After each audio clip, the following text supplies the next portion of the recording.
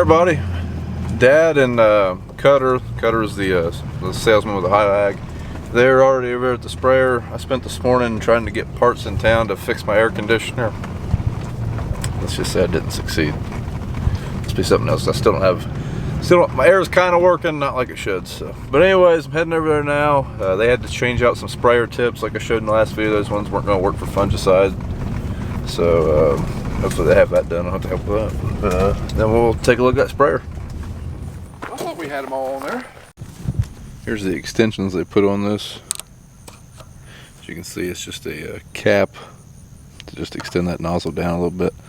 If you've seen in yesterday's video, without these tips were hitting the boom and the product was just dripping off there and not getting even coverage like we want. So I'll test these and make sure they work, but they look like they work fine.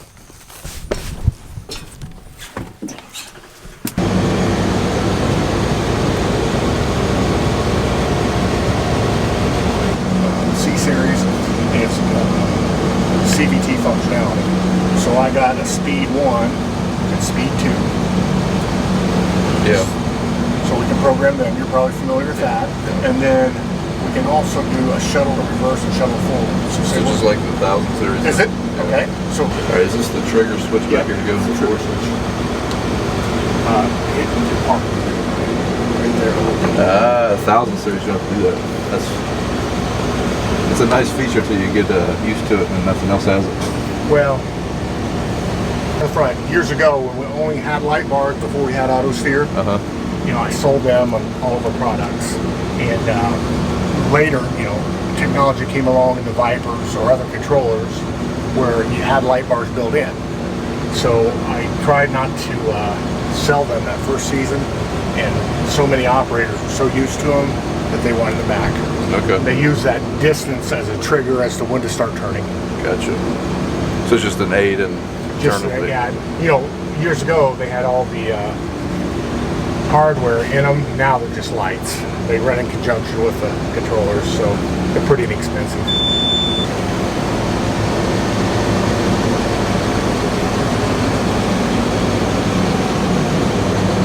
Now, one thing coming from the 1000 series Challenger that I like about this is this armrest is very familiar, and this monitor is I'm pretty familiar with. Now, Dad, he is not going to be at all, so it's just, I'm familiar with it because that's the same thing in our tractor. But the cab, it's different. I believe this is the same cab they use in all their Terragators, fertilizer spreaders.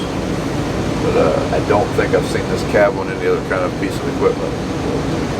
Seems like a pretty decent cab. It is a little small. That buddy seat's kind of close to you, but it's interesting to see how quiet it'll be in the field. Well, let's get this thing filled up. We'll get her out in the field.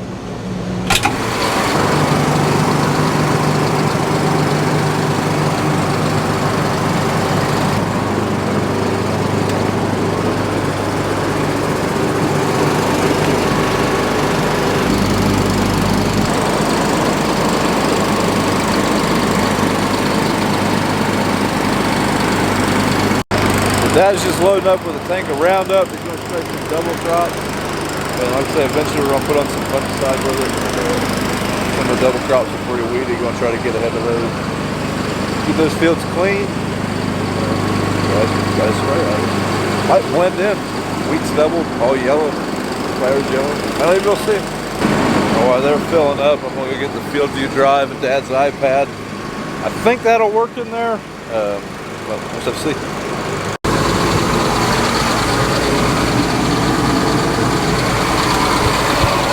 We got her working.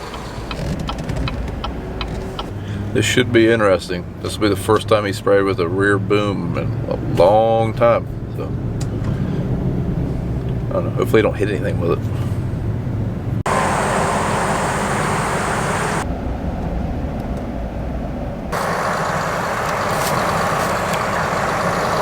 Might have forgot to change the tips before we left, but as you see, I mean, they just rotate pretty quick and easy to do. So I think now they're ready to spray. I complained about the heat lately. It's going to be 96 degrees with 85% humidity. Perfect. A little bit of grass over there. A little bit of grass. Now, it doesn't appear that this one has auto boom height. Maybe it does, but I know it doesn't look like it has the Raven system anyways, but I don't know. Just have to ask Dad. That boom just went way up in the air. I'm guessing he did that manually.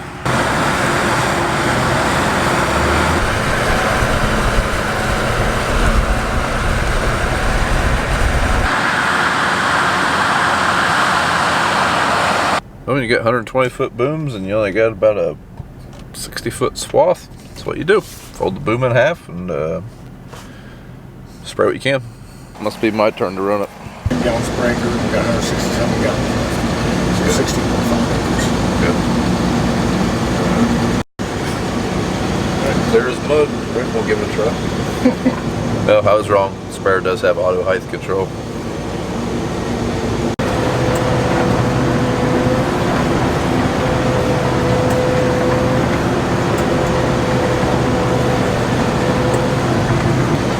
About out of product.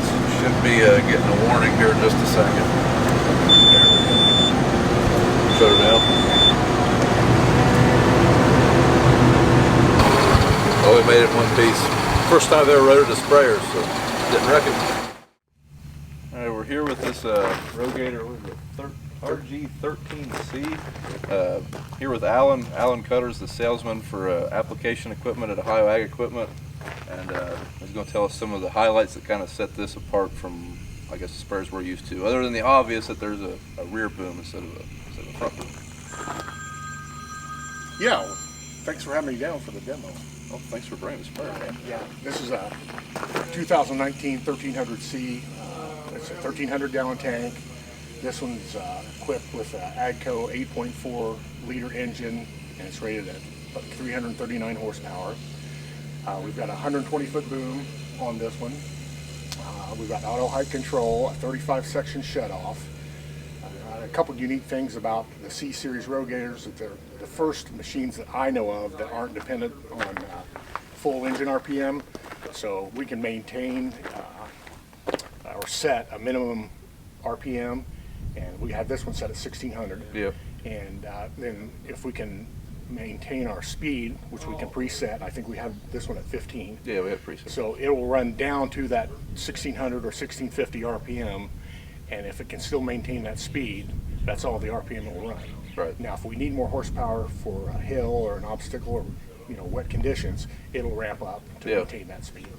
So that's kind of a unique thing to this, hydraulically driven sprayers. And the second part is with a liquid system.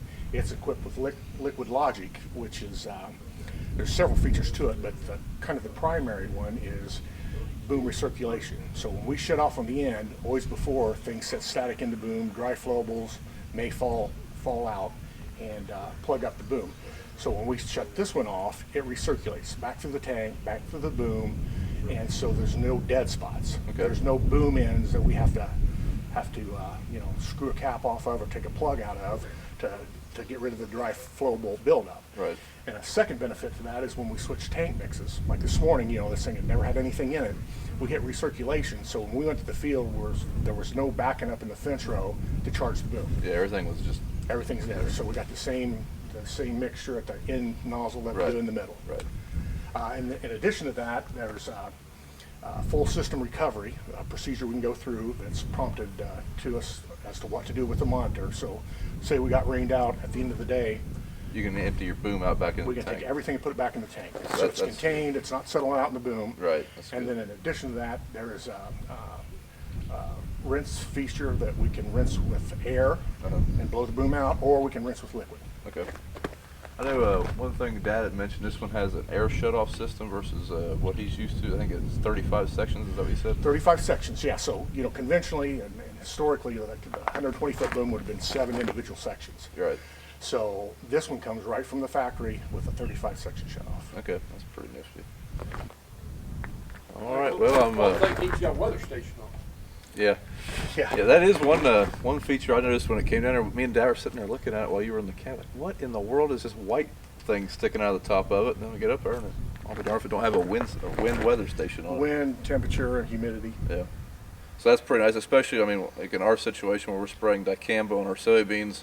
It's something we really have to be aware of is what the weather patterns are doing. You have to you know, keep track of your wind speed, stuff like that. And with that humidity, you should be able to get a pretty decent idea of when you're going to get a temperature inversion or ground inversion. That's a good point too. So that's kind of a nice little feature. But, yeah, I'm sure you guys are going to see this and see Dad spraying with it a little bit more. So it'll be interesting to get some more hours with it and kind of get a good comparison between a front mount and a rear mount. But you know, you could always go in reverse, Bob. it's just driving reverse. It's got a camera. It's faster. Yeah, we can do that. Yeah. All right.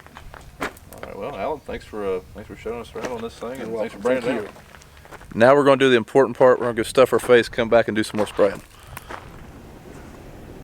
Well, guys, I got to run home. I guess 2 of my kids are sick, so I'm going to run home and help the wife take care of them. Hopefully keep the baby from getting sick. But Dad's going to load that Rogator up.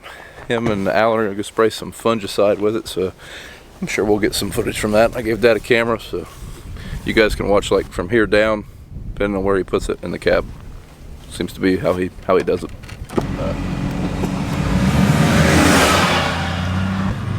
Apparently we're not the only one demoing sprayers. So one of the neighbors is demoing an Apache. It's got a neat feature. I can see how much is in the tank. If I want that gauge right there, that's kind of neat. You can tell what you got. If you don't want to trust the monitor, that monitor is right on. The number here is like 419. It's pretty daggone accurate.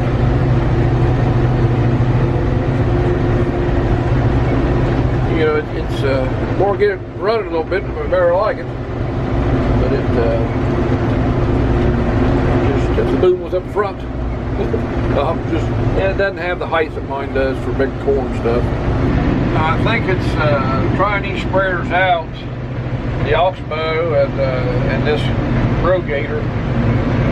I didn't realize technology's come so far. There's much difference in the engine management, saving fuel. And the way the spray system is a little better, and the monitors, you can do so many things with it, fine tune it more. And you know, I suppose every year it gets a little better, but the bad part is it's great, but it's expensive. They're all about the price, about the same, I think. So it'd be hard to justify. It seems like if you spray a lot of acres, but you got to have it. I probably set this thing more than anything we got. Just spraying all the time anymore, it seems like, and I think it's going to be more critical. I think in the future, spraying more fungicides and things like that, going over your fields 4, 5, 6 times. Don't like doing that, but that's just the kind of way things are. We always want more yield. We got an annoying buzzard here that goes on when the tank gets down. I don't know, 100 gallon or what it is. And I guess there's no way to shut it off, or you can just come back on. See what we can do here.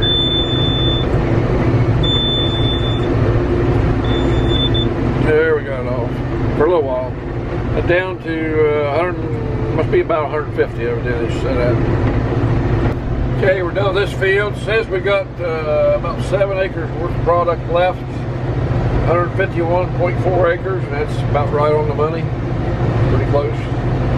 So we'll go over this other field and see if we can figure out how to put it in this. We got to get the acres and stuff off of this and the map there. See what we can figure out. Okay, we're out of product, so I'll see if we can fold this up and show you how that works. We got to go in through here first. This ain't it. Go to here. That ain't it. Hit this again and go to this menu. It'll give us our. We want to shut off our auto height. Go from A to manual. So now it's shut off. Now we can go back to the main menu. Raise the booms up. That's how it goes, and hit this button down here, hold it.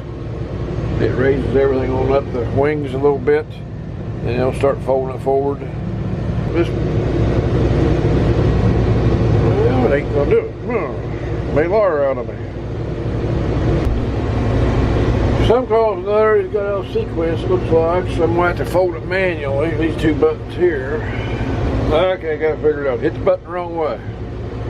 Would help you hit the button the right way. When it drops down in the cradle, then these wings will fold back around. So it'll do it automatically when you hit the right button the right way. Okay, we sprayed about, looks like 318 acres here today, all together. So I guess that's what we're going to do for now. And I think the neighbor's going to come and get it maybe Monday and spray. He's got a Rogator real interesting one. So this might be all we spray with it. For now, we'll see. But overall, it's a pretty nice machine. You know, just in the front boom, or then we got the height Miller does, the oxbow, and I like that for me. But it's a nice machine. I like the shutoffs. You got 32 shutoffs, and I like that. And the monitor is a little bit tricky. Get used to it. I think it'll be okay.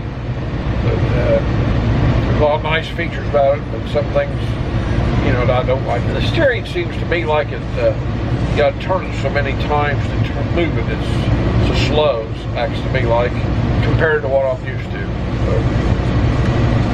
So we'll see. We'll probably run it again some more. So that's gonna be all for today.